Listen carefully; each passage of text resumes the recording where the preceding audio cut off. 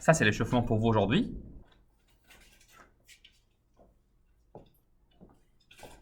Ici, il faut factoriser, d'accord? Donc, il faut qu'on obtienne des expressions non pas développées, c'est-à-dire des sommes, mais des produits. Par exemple, des expressions de la forme comme celle-là, c'est-à-dire le carré de quelque chose. Celle-là aussi, c'est encore le carré de quelque chose. Et enfin, vous avez celle-là où vous avez le produit de quelque chose. Or, n'oubliez pas, hein, un carré, c'est évidemment un produit. Un carré, c'est le produit de quelque chose fois la même chose une deuxième fois. D'accord? Donc, attention à ça quand même. Je parle bien de produit. C'est pour ça qu'on parle de factorisation. Bon, essayons du coup de comprendre si cela est le carré de quelque chose à l'aide des identités remarquables. Eh ben, la première chose que je peux remarquer, c'est que 1, c'est clairement le carré de lui-même.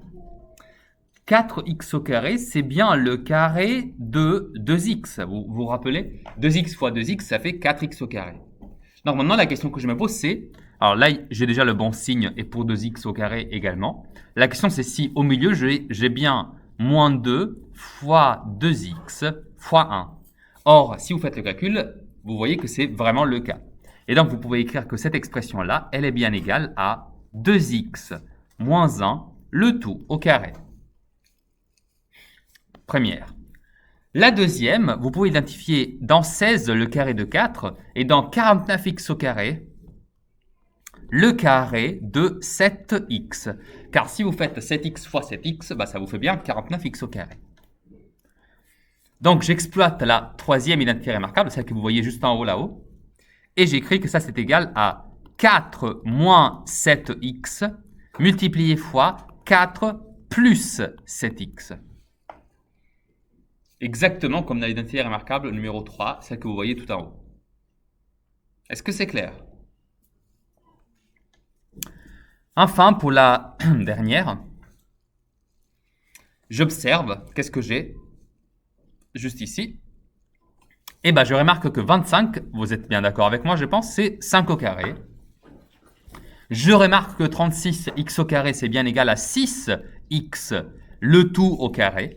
Et donc, il faudrait qu'au milieu, j'ai 6x fois 5 fois 2. Autrement dit, 2 fois 6x fois 5. Et donc, effectuant ce petit calcul, ça fait 2 fois 6, 12.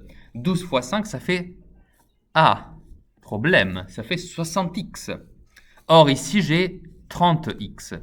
Et donc, ça veut dire que non, vous ne pouvez pas utiliser cette identité remarquable-là pour cette expression. D'accord? Il y a un problème. Ce qui me fait affirmer, du coup, que celle-là était impossible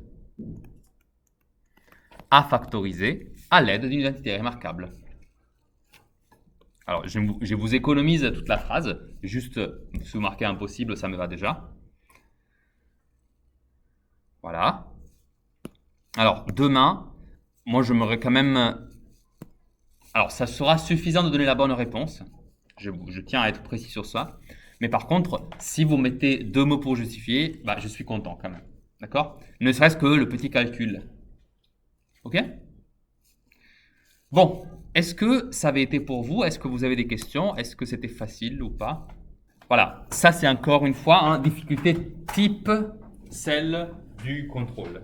Alors, ici vous aviez du coup des exercices de développement et à la fois des exercices de factorisation. Ok? Alors, il y en a beaucoup. Du coup, je vais vous donner les réponses et vous m'arrêtez quand vous me dites qu'il y a un truc qui ne va pas. Alors, je dois aussi préciser, ce type de difficulté est la bonne difficulté. C'est légèrement plus facile de celle que je vous ai moi posée, notamment sur ces deux-là. C'est plutôt simple ici. Je pense, j'espère que vous êtes d'accord avec moi. Alors, faisons donc cette correction. Ok. Donc, je vous les écris à côté. Vous lui dites si vous voyez mal. Normalement, ça devrait aller. Donc, ça, c'est 4x au carré, parce que je fais le carré du premier. Puis, je fais 2 fois 2x fois 11. Alors, 2 fois 2x, ça fait 4x. 4x fois 11, ça fait 44x. Et ensuite, je dois mettre le carré de 11, et ça fait 121. D'accord? Ça, c'est juste l'application directe de la première identité remarquable. Pour la deuxième, j'applique la deuxième identité remarquable. Excusez-moi, la deuxième c'est b, mais bon, je n'avais pas vu, désolé. Ça fait 9x au carré, moins, alors 2 fois 3x, ça fait 6x. 6x fois 4, ça fait 24x, plus 16, qui est le carré de 4. Next, j'ai x moins 1 au carré, ça c'est un méga classique, on l'a déjà fait d'ailleurs. C'est x au carré moins 2x plus 1. Je vous l'ai déjà détaillé ailleurs, celle-là, c'était un peu une répétition. Celle-ci, enfin, c'est 25x au carré plus, du coup c'est, pardon? 36. Oui, 36, je le mets à la fin ici. Et du coup, j'ai écrit au milieu 2 fois 5x fois 6. Alors, 2 fois 5x, ça fait 10x. 10x fois 6, ça fait 60x. Oui. Et comment tu as fait? Parce que tu sais, dans l'addition, tu peux toujours échanger les termes comme tu veux. Est-ce que quelqu'un d'autre a eu des problèmes sur cet exercice? Donc, je l'applique et j'obtiens... Alors, 25x au carré, vous le voyez, je pense, c'est 5x que vous faites au carré. 1, c'est 1 au carré. Donc, ça, c'est 5x moins 1 que je multiplie fois 5x plus 1. Pour la deuxième, j'ai 25x au carré, comme exactement avant. Donc ça, je sais que ça va me donner 5x. Et après, j'ai 4y au carré, qui est donc le carré de 2y. Et donc là, je peux mettre 5x moins 2y, multiplié fois 5x plus 2y. Voilà. Enfin, ça c'est 9x au carré moins 16, qui fait donc 3x moins 4, multiplié fois 3x plus 4 fois 5x moins 1. Encore une fois, c'est comme tout à l'heure, je disais à Mohamed, dans les multiplications et les additions, effectivement, l'ordre ne compte pas. Donc, si tu m'écris 5x plus 1 fois 5x moins 1, il n'y a aucun problème, c'est pareil pour moi. Ok ? Voilà, bon, j'ai fait la dernière alors. Alors, la dernière, c'est un mélange de différentes identités remarquables. Alors, celle-là, elle est égale à x plus 2, le tout au carré. Celle-là, c'est x moins 2 fois x plus 2. Celle-là, c'est 2x moins 1 fois 2x plus 1. Et celle-là aussi, on l'avait déjà vu quelque part. Et celle-là, enfin, c'est x moins 2, le tout au carré. Je vous mets en évidence les résultats. Et vous pouvez comparer si ce que vous avez fait est correct ou peut-être moins correct. Alors, c'est toujours... D'accord, ok. Parce que dans la forme factorisée, tu peux l'écrire du coup, comme je disais à Tony tout à l'heure, c'est soit a moins b fois a plus b, soit tu peux aussi dire que ça c'est la même chose que a plus b fois a moins b, d'accord? Mais par contre, ce qui est sûr, c'est que de l'autre côté, tu vois, la soustraction n'est pas commutative. Tu vas dire que 3 moins 4 est égal à 4 moins 3. C'est pas le même résultat. Du coup, effectivement, il faut garder l'ordre. D'accord? Il faut toujours que ce soit la première chose moins la deuxième chose. D'accord? Donc oui, là, il y a un ordre à maintenir. Quand on a fait ce type d'exercice, à un moment donné, je vous ai posé comme question de factoriser x au carré plus 16. Ça, c'est... Si tu as un plus et un plus, du coup, comme ici, non, il n'y a pas moyen. Il n'y a pas moyen de factoriser ça avec les identités remarquables. Alors, maintenant, j'aimerais donc passer à ces exercices-là, qui sont donc des exercices de factorisation, qui était donc cette technique que nous avions introduite juste hier. Pardon, mardi, excusez-moi. Comment ça marche? Je vous avais rappelé, donc la factorisation, ça consiste littéralement à mettre un facteur commun quelque chose. Le facteur commun, c'est donc une quantité que vous multipliez, que vous retrouvez dans tous les termes de votre expression développée. Ici, vous avez que des expressions développées. Commençons pour la première, que d'ailleurs Mohamed nous avait fait la dernière fois, tu te rappelles? Et Mohamed nous avait dit que cette expression-là, si je la factorise, je me rends compte que a au carré est égal à a fois a. 2 fois a, c'est 2 fois a. Je pense que ça va jusque-là. Et vous vous rendez compte que ces deux termes ont un facteur qui est commun. C'est le même facteur à droite et à gauche pour tous les termes, donc. Et ce facteur, c'est A. Donc, je peux écrire que ça, c'est égal à A qui multiplie. Et là, je vais mettre, du coup, tous les autres termes. Autrement dit, lui... pardon, excusez-moi. C'est un peu trop large, on ne voit pas. Voilà. Autrement dit, lui et lui. Et donc, si je les écris, ça fait A qui multiplie A plus 2. La preuve que j'ai bien effectué l'opération, ça vient juste si vous effectuez le produit ici à côté, hein, pour voir que c'était bien. Hein. Si vous faites A fois A, vous retrouvez A au carré. Si vous faites A fois 2, vous retrouvez 2A. Et donc, vous retrouvez l'expression du départ. Voilà. Vous vous rappelez de ça ou pas? Je vous rappelle des choses que vous connaissez. Hein. Bon. Et bah du coup, je vous laisse faire les 3 suivantes qui sont marquées au tableau actuellement. Essayez de mettre tous les facteurs communs, donc de factoriser bien toutes ces expressions. Je vous laisse 3 minutes.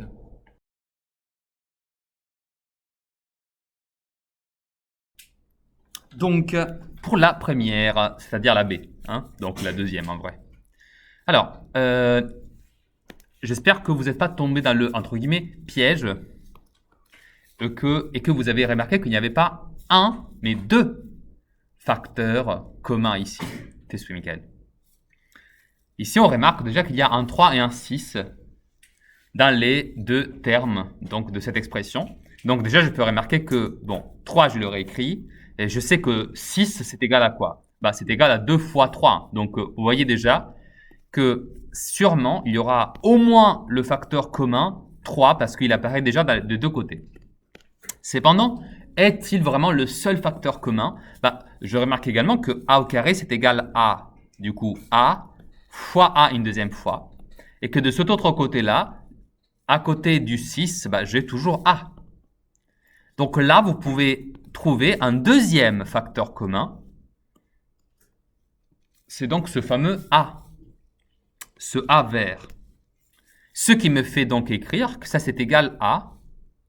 Alors, du coup, 3A, parce que c'est la partie commune, qui multiplie tout ce qui reste. Alors, qu'est-ce qui reste? Je peux le mettre facilement en évidence. Il me reste ce A et ce moins 2. Donc, j'écris A moins 2.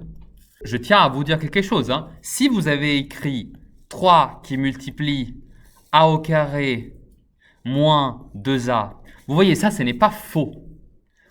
Et vous aurez aussi pu mettre A qui multiplie 3A moins 6. Ça non plus. Vous voyez, ces deux expressions-là, elles ne sont pas fausses. Elles sont juste incomplètes. Vous voyez ce que je veux dire ou pas? C'est une factorisation qui est correspondante à la réalité. Il n'y a pas d'erreur, il n'y a pas de faute ici, si ce n'est que, si juste le fait que c'est incomplet. Dans la première factorisation, il y a encore le A que vous pouvez mettre en facteur commun. Dans la deuxième, il y a encore le 3 que vous pouvez mettre en facteur commun. Voilà. Alors, faisons donc la C. Alors, la C, il faut faire attention parce qu'il y a le même concept. Alors, c'est pas A, c'est X, mais ça ne change pas grand-chose. Alors, déjà, je remarque que X, il apparaît dans les deux termes. Une fois, il est au carré, donc c'est X fois X. Une fois, il n'est pas au carré, donc c'est juste X. Et ensuite, j'ai que... Alors, 12, c'est égal à 2 fois 6. Donc, ça, c'est 2 fois 6 fois X fois X. Et 14, il est égal à 2 fois 7. Vous êtes bien d'accord, non? Donc, si je cherche les facteurs qui sont communs, j'ai un 2 et là, j'ai un 2. Et j'ai un X et bien là, j'ai un X. Donc, je vais mettre un facteur commun 2X. Et donc, j'écris 2X qui multiplie 6X moins 7. Est-ce que ça va? La dernière, du coup, ça nous présente aux 3 termes. Et encore une fois, on va essayer de trouver des facteurs communs. Alors, mon conseil, c'est ici de procéder par étapes. Occupons-nous d'abord, comme il y a plusieurs termes, soyons attentifs quand même. On va d'abord s'occuper des x et puis des valeurs numériques à côté. De toute façon, je peux faire autant de passages que je le souhaite. Alors, 27, je vais le garder du coup. Et par contre, x à la puissance 4, je vais l'écrire comme x fois x fois x fois x. Je sais qu'il y en a 4, du coup. Puis j'ai 18. Et là, j'ai x fois x fois x 3 fois. Et puis j'ai 15. Enfin, moins 15. Et c'est fois x fois x. Donc déjà, du côté des x, vous voyez, je peux déjà remarquer que là, j'ai 2x. Donc x fois x, je veux dire. Hein. Là, j'ai encore la même quantité. Et là, j'ai encore la même quantité. Donc ça, déjà, c'est des facteurs communs que je peux remarquer. D'accord?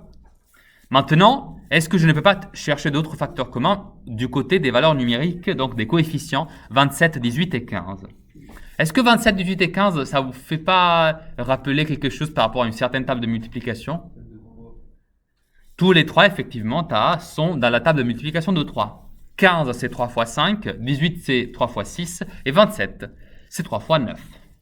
Donc, je vais m'écrire ça, et remarquez que du coup, là, j'ai 3 fois 9 fois x fois x fois x fois x. D'accord? Ça, c'est vraiment une décomposition au niveau maximal. Puis, j'ai ici 6 fois, pardon, disons plutôt 3 fois 6. Comme ça, c'est pareil. Fois x fois x fois x. Et enfin, j'ai moins 3 fois 5 fois x fois x. Sans oublier du coup que j'avais dit déjà, ça c'était un commun, ça c'était un commun, et ça, un commun. Maintenant du coup, quand je regarde parmi les coefficients, je remarque que là j'ai 3, là j'ai 3, et là j'ai encore 3. Et du coup, je m'amuse à mettre cela en facteur commun, et j'écris juste en dessous, parce que sinon j'ai pas assez d'espace, 3x au carré, parce que du coup c'est x fois x, qui multiplie, et là je dois mettre tout ce qui reste. Alors, faisons attention. C'est 9 fois x au carré. Là, j'ai un moins 6x. N'oubliez pas le moins, s'il vous plaît. Et enfin, ici, j'ai moins 5. Voici donc pour vous cette mise en facteur commun, cette factorisation. Donc, alors moi, j'aimerais bien continuer avec les factorisations. Je vais vous en donner quelques-unes quand même conçues pour réviser un instant les choses que je viens de voir avec vous. Donc, c'est-à-dire la factorisation avec plusieurs facteurs communs. Alors, du coup, je vous en donne quelques-unes, ok? Vous me les faites tout de suite.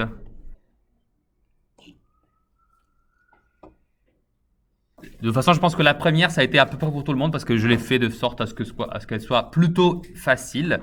Ici, je pense que vous pouvez trouver facilement, et du coup, je ne le vous détaille pas, que à la fois 10 et x sont des facteurs communs. Mais du coup, qu'est-ce qu'il me reste? Si je les mets un facteur commun, bah, du coup, je vais mettre 6x. Et après, vous remarquerez que si je fais sortir 10x comme facteur commun, techniquement, il ne reste rien, mais du coup, ça veut dire que je dois mettre, bravo, Tony, 1. Comme ça.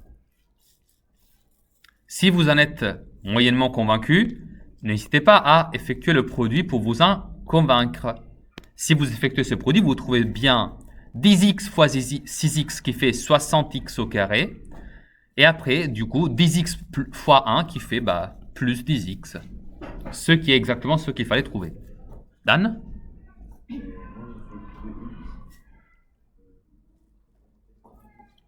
Alors, si tu as mis le 2 en facteur commun, du coup, tu as oublié quelque chose. Parce qu'il y a aussi un 5, tu vois. Dans 60 et 10, il y a à la fois le 2 et le 5 qui sont en facteur commun. Et 2 fois 5, ça fait 10. C'est pour ça que j'ai mis directement 10. D'accord? Encore une fois, c'est un résultat correct mais incomplet.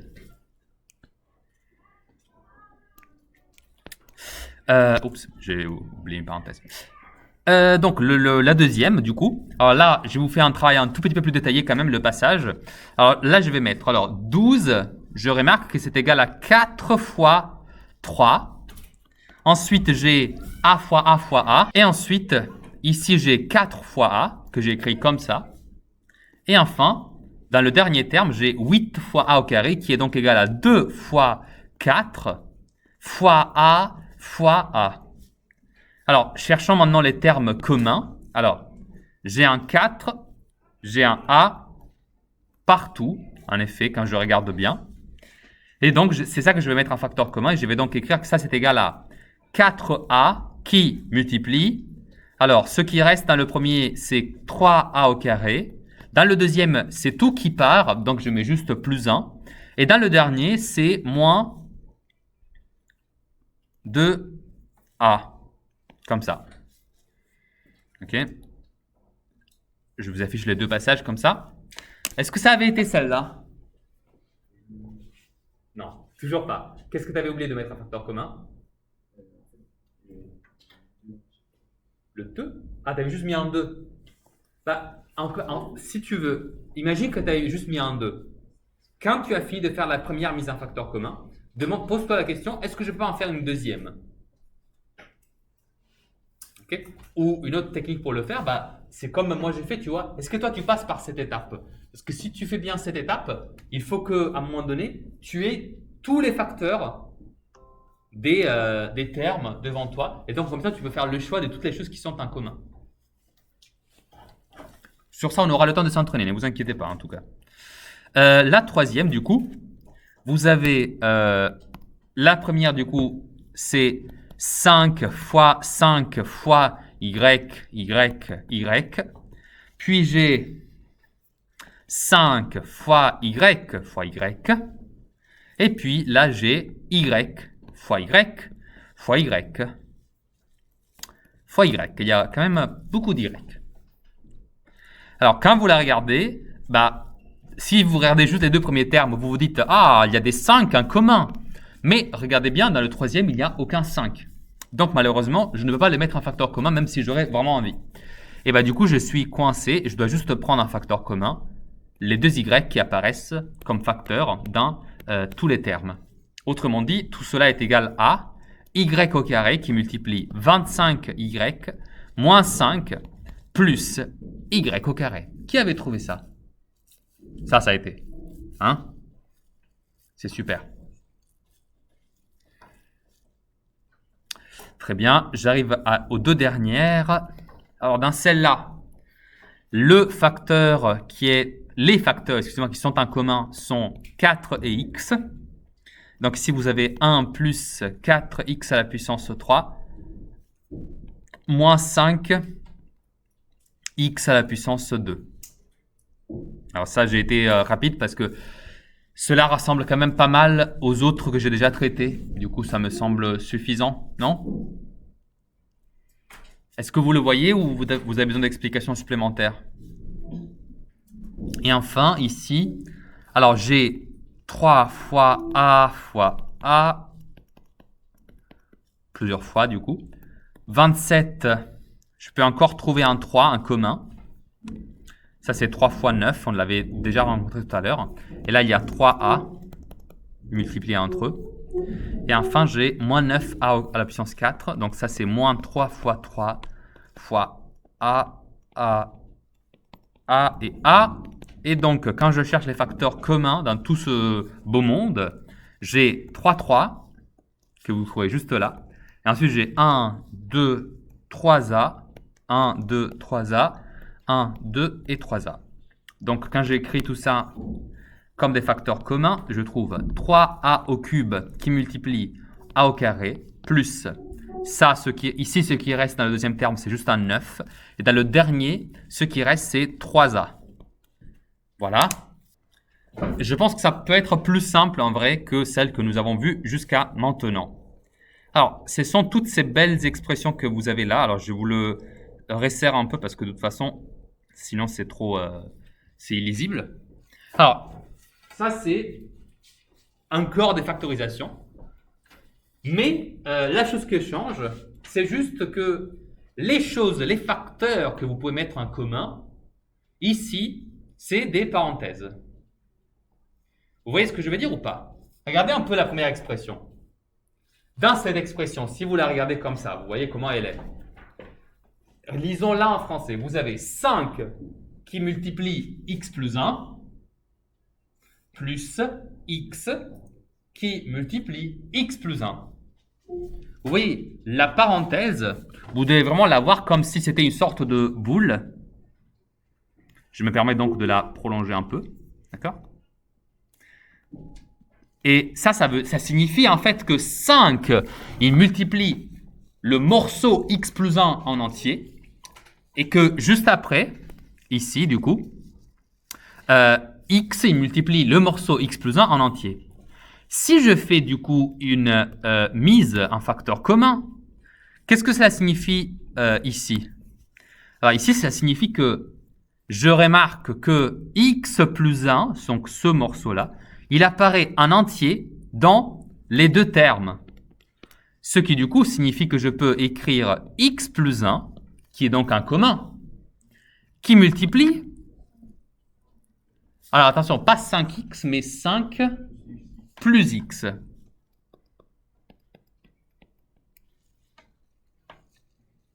« 5 plus x », d'accord? Oui. Pourquoi vous avez inversé? Qu'est-ce que j'ai inversé? Enfin, c'est le x plus 1. Oui. Enfin, au début, Oui. c'est 5x plus 1. Et là, vous avez mis dans le développement x plus 1. Bah, en fait, j'ai juste suivi la même règle que j'avais appliquée ici, tu vois. À chaque fois, quand je vais trouver un facteur commun dans ces exercices-là, je vous l'avais mis, tu vois, ici devant tout le reste du monde. Là, j'ai mis 4A parce qu'il y avait 4A partout en jaune, déjà mis en évidence dans tous les exercices précédents. D'accord? Et bah du coup, ici, je vais faire la même chose. Comme x plus 1, c'est le facteur commun et je l'ai bien identifié, bah du coup, je vous le mets juste là. D'accord? Devant tout le reste.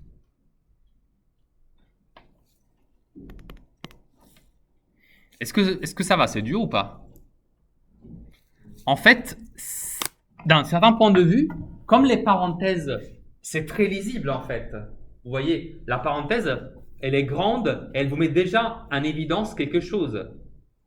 Et bah du coup, par exemple, dans la B, quel est le facteur commun entre dans cette addition? Dan? Je n'ai pas entendu. Exactement. Lui, parce qu'il apparaît là et là. Dans celle-là, quel est le facteur commun? Dans celle-là. Caïs, qu'en penses-tu? Quel est le facteur commun dans l'expression C? Tout à fait. Parce que vous le voyez, il apparaît là et là. Michael, quel est le facteur commun ici? Tout à fait. Vous voyez, c'est presque plus simple. Alors, il faut juste faire un peu d'attention du coup au niveau des calculs parce que quand vous sortez du coup ces facteurs communs, il faudra bien écrire ce qui reste. Alors, on a terminé notre temps malheureusement.